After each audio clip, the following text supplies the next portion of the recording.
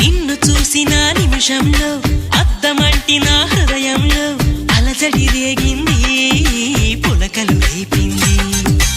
ఎంత చెప్పినా వినకుండా ఏరులాగా నా మనసంతా గలగల పారింది.